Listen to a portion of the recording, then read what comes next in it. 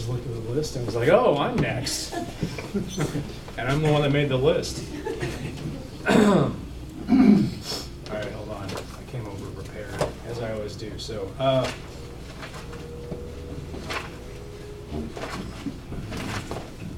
right, here we go. Ken's family was very gracious enough to hand a lot of most of Ken's writings over to us. So some of us want to work on archiving it and copying it on from paper all over the floor, like Stef was saying, to computer copies of things and retyped and everything. And so I went through a notebook that I recognized, and I thought it had one of our collaborations in it, and I found it. This is the collaboration. It's kind of short because we never got to finish it, because I remember that night we just stopped and kept drinking and didn't get on with the poem. But I always liked it though, and I thought it was going somewhere. So here it is. March 13th collaboration, Ken and I really don't want to think about it. Tired of expending the energy. The wheel turns too often, too ugly, has a flat spot, worn out by too much discussion and destruction and descriptions unbalanced, throwing it all into a disarray. Nothing can come of it, really, this reality. And there we go, into space, all the girls crying, all the men working. The nurses cured me many times over, but then the snap of time. How can you know? And then we never got past it. But I like that. How can we know? That was his line. How can we know?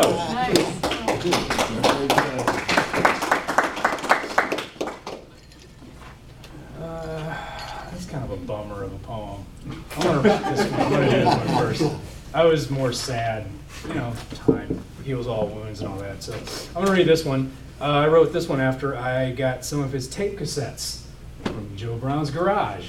And I wrote most of this today. Started, so. They're called cassette tapes, by the way. What? Yeah, what did I say? Tape cassettes. Tape cassette. Cassette tapes.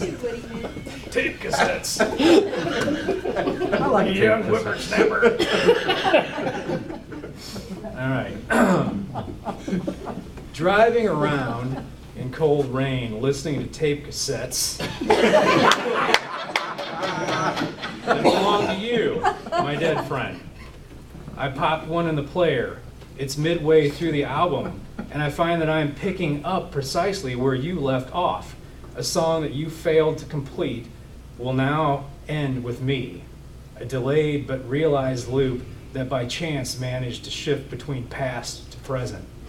Tom Waits, Lou Reed, Bob Dylan, those old sages will rehash all the tales to their new owner, but will forever pay homage to the old, circumnavigating their plastic housings, a litany of side A's and side B's, replayed across a frail river Styx of magnetic tape. Yet aren't we still hearing these songs somehow in tandem, transcending the physics of grinding clock gears? Through an overlay of these disconnected moments, like two films projected on a single screen without mutual awareness or ability to interact, but oddly synced up in superimposed action, a trickery of perception occurs, and we can both listen at the same time.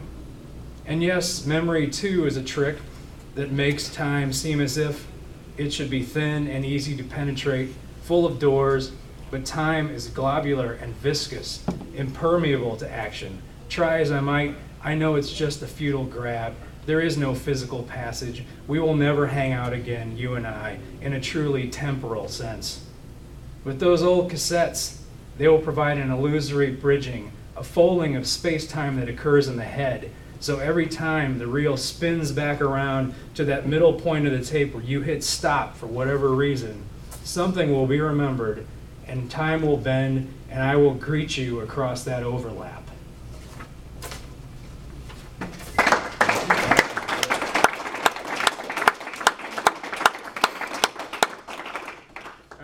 The bummer one anyway.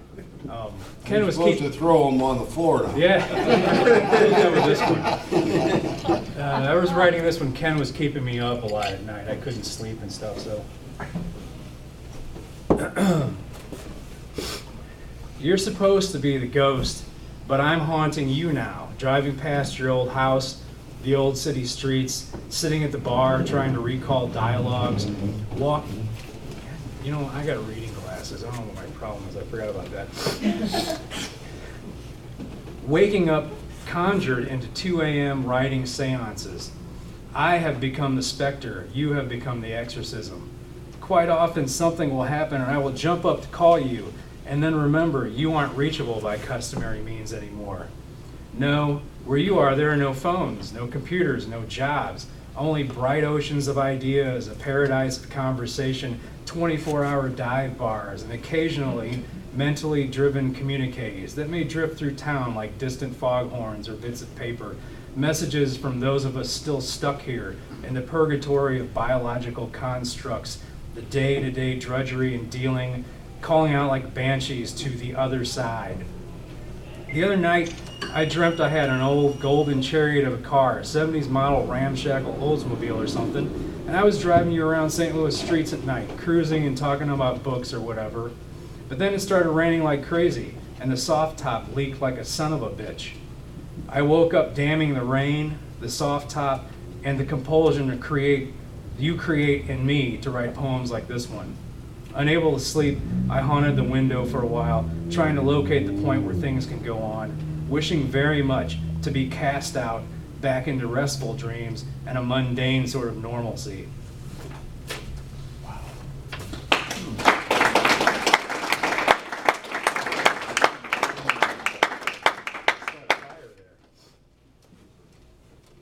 Nelson, I almost caught your poem on fire.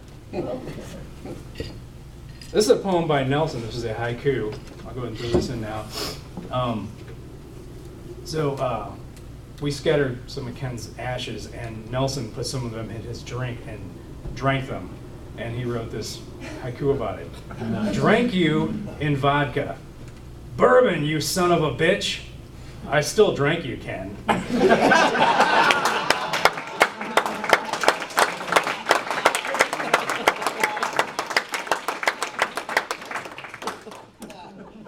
He was tasty.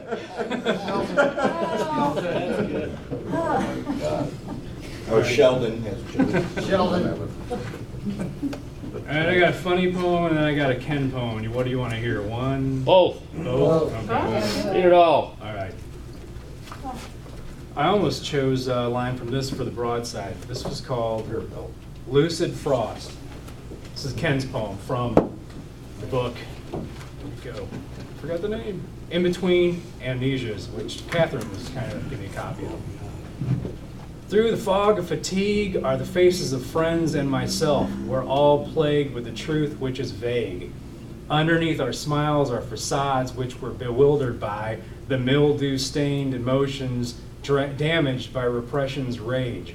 Reacting like the limitations given will enlighten us, we delve into avoidance of our involvement with what strengthens trust. So tautly drawn, there's potential for combustion as the distance bursts.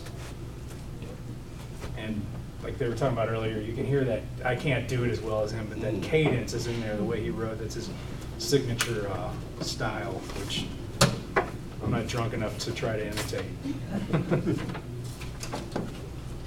All right, and There you go. your poem keeps getting away from me.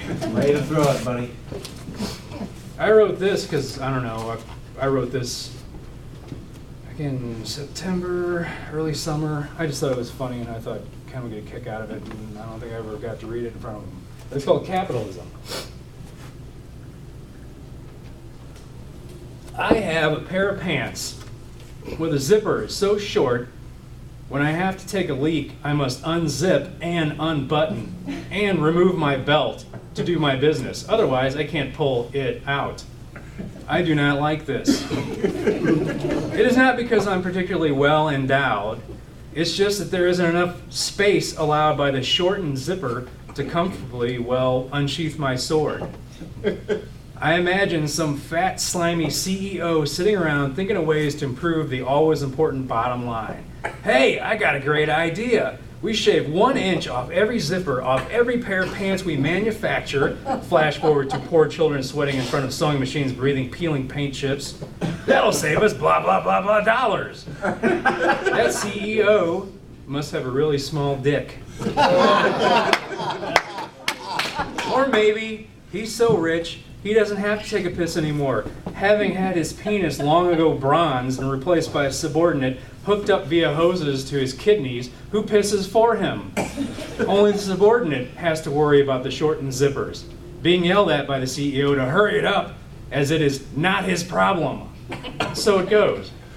So now when I have to go and I'm wearing those pants, I have to pretend that my phallus is so huge I have to unbuckle it to yank it out, lest I get too angry thinking about cost cutting and piss all over the floor. Thank you.